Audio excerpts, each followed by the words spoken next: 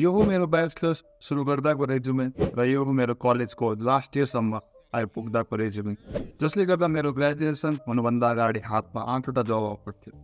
हजुरसित जति स्किल भयो नि, जति राम्रो प्रोजेक्ट्स भयो नि, यदि तपाईँसँग resume well structure well content छैन भने हजुरले राम्रो जब त छोड्नुहोस्, हजुरको रेज्युमे सर्टलिस्ट पनि हुँदैन। अब हामी कुरा गर्नेछौँ रेज्युमेको बारेमा, how to make a good resume so it will help you get shortlisted for any company. Plus मैले आफ्नो रेज्युमेको रिफरेन्स लिएर देखाउने छु रेज्युमे बनाउँदा के गर्नुपर्छ र के गर्नु हुँदैन। Welcome back to my channel. मेरो नाम हो Manish Thapa, working as a software engineer at US retailer giant target.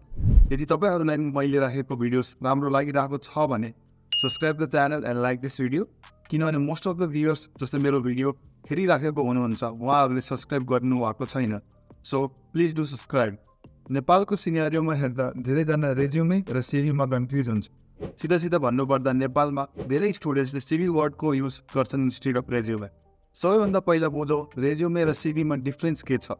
Resume word प्राय युएसतिर धेरै युज गरेको देख्न पाइन्छ भने सिभी भन्ने वर्ड चाहिँ युरोपियन कन्ट्रिजतिर धेरै युज गरेको देख्न पाइन्छ।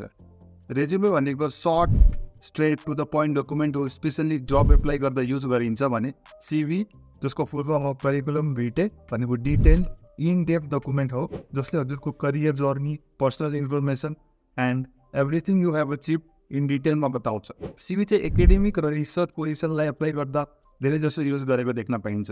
जेनरली रिज्युमे 1-2 पेजको हुन्छ भने सिभी चाहिँ यति पेजको हुनुपर्छ भनेर हार्ड रुल छैन, 2-3-4 जति पेजको पनि हुन पायो। सो यदि हजुर भर्खरै ग्रेजुएट हुनुभएको छ, त्यति धेरै एक्सपिरियन्स छैन, जब एप्लाई गर्दै हुनुहुन्छ भने use the term resume because that is the right term to use. जब गुगलले सफ्टवेयर इन्जिनियर पोजिसनको लागि जब ओपनिङ गर्छ तब हजारौँको मात्रामा मान्छेहरूले एप्लाई गर्छ। सो कसरी गुगलले डिसाइड गर्छ कि कुन रेज्युमे ठिक छ कुन छैन? यो हजारौँ रेज्युमेलाई सर्टलिस्ट गर्ने काम एउटा ह्युमन बिङको लागि नियर टु इम्पोसिबल केस हो, किनभने पहिलो त ह्युमन एरर हुने चान्सेस धेरै नै हुन्छ, सेकेन्ड समय पनि धेरै नै लाग्न सक्छ। सो कम्पनीजहरूले युज गर्छ एटिएस एप्लिकेसन ट्र्याकिङ सिस्टम। हजुरको रेज्युमे कुनै पनि रियल मान्छेले हेर्नुभन्दा पहिला यो एटिएस सफ्टवेयरको थ्रु जान्छ। एटिएसले जब डिस्क्रिप्सन र हजुरको रेज्युमेमा सिमिलारिटिज खोज्छ with the help of keyword. यदि कम्पनीले एटिएसमा certain keyword like Java, experience, communication skills जस्तो वर्ड सेट गरेको छ भने एटिएसले पनि हजुरको रेज्युमेमा यस्तै वर्ड्सहरू खोज्छ। यदि हजुरको रेज्युमेमा यो पर्टिकुलर किवर्ड्स छैन भने रियल मान्छेको हातमा पुग्नुभन्दा पहिला नै एटिएसले आफै हजुरको रेज्युमे रिजेक्ट हानिदिन्छ। रेज्युमे बनाउनको लागि धेरै साइटहरू छन् like Novoresume, resume.com, Adobe, Canva, but मलाई त्यो पर्सनली राम्रो लाग्ने भने ओभरलिफ हो, किनभने ओभरलिफमा फ्रीली कस्टमाइजेसन गर्न सकिन्छ विदाउट रेस्ट्रिक्सन। यो रेज्युमे मैले ओभरलिफबाट बनाएको हो, यसको टेम्प्लेटको लिङ्क मैले यो ब्लगमा हालेको छु। If anybody is interested please take a look at it. Resume बनाउँदा कहिले पनि रङ्गी बिरङ्गी रेज्युमे बनाउनु हुँदैन, किनभने रिक्रुटरले कहिले पनि हजुरको रेज्युमे लाइन बाई लाइन पढ्दैन, उसले हजुरको रेज्युमे स्क्यान गर्छ। त्यही भएर चाहिने इन्फर्मेसनको फन्ट ठुलो राख्नुपर्छ सो द्याट रिक्रुटरलाई खोज्न नपरोस्। रेज्युमे बनाउँदा सधैँ सिम्पल, प्रोफेसनल र क्लिन फर्मेटमा बनाउनुपर्छ। कलर चुज गर्दा I would recommend to go with blue and black, किनभने ब्लू एन्ड ब्ल्याकलाई मोस्ट अफन प्रोफेसनल कलरको रूपमा लिइन्छ। सकेसम्म रेज्युमेलाई एक पेज राख्ने प्रयास गर्नुपर्छ र इम्पोर्टेन्ट थिङ्सलाई बोर्ड या हाइलाइट गर्नुपर्छ।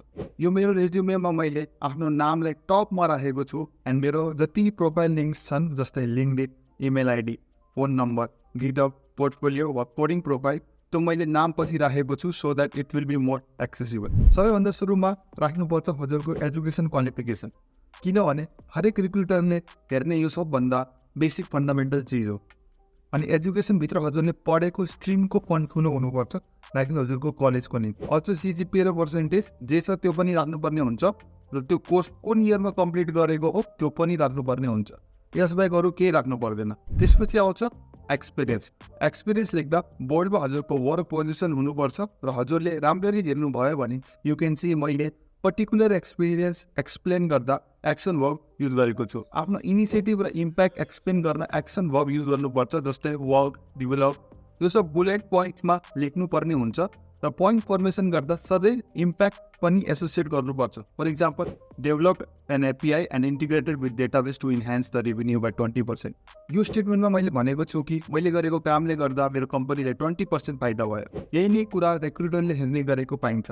यदि हजुर भर्खरै ग्रेजुएट गरेको फ्रेसर हुनुहुन्छ भने पनि हजुरसित एटलिस्ट 2 एक्सपिरियन्स हुनुपर्छ। That can be either internship or contributor for initiatives like girls crypto summer of code or Google summer of code, but don't keep it empty. अब आउँछ प्रोजेक्ट्सको पाउ। प्रोजेक्ट्स पनि सेम एक्सपिरियन्स जस्तै बुलेट पोइन्ट्समा लेख्नुपर्ने हुन्छ, with what you did and what it will impact. प्रोजेक्टको टाइटल बोल्डमा हुनुपर्छ र हरेक प्रोजेक्टको गिटहब लिङ्क पनि राख्न एकदम नै जरुरी छ, किनभने यसले हजुरले मेन्सन गरेको प्रोजेक्ट जेन्युन हो भनेर देखाउँछ। त्यसपछि आउँछ पालो स्किल्सको। रेज्युमेमा हजुरलाई जे आउँछ त्यही नै लेख्नुपर्छ। यस्तो होइन रेज्युमे सिलेक्ट गराउने चक्करमा कहिले पनि युज नगरेको टेक्नोलोजी लेख्ने, किनभने यदि हजुरको रेज्युमे सिलेक्ट भयो र इन्टरभ्यूको टाइममा हजुरले लेखेको स्किल्स रिलेटेड इन्टरभ्युअरले क्वेसन सोध्यो अनि हजुरलाई आएन भने इन्टरभ्यूमा हजुरको इम्प्रेसन गलत हुन जान्छ। वान मोर थिङ, हजुरको स्किल्स र हजुरको प्रोजेक्ट्स म्याच हुनुपर्छ।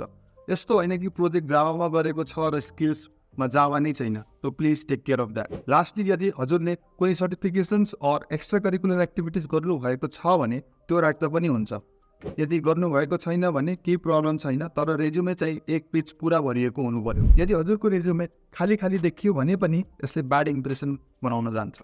अल्सो यदि हजुरले रेगुलरली डिएसए प्र्याक्टिस गर्नुहुन्छ भने sort 200% in LeetCode or sort 100% in कोर्सेप भनेर राख्दा हुन्छ, बिकज डिएसए पनि करेन्टली एकदम नै डिमान्डिङ स्किल हो।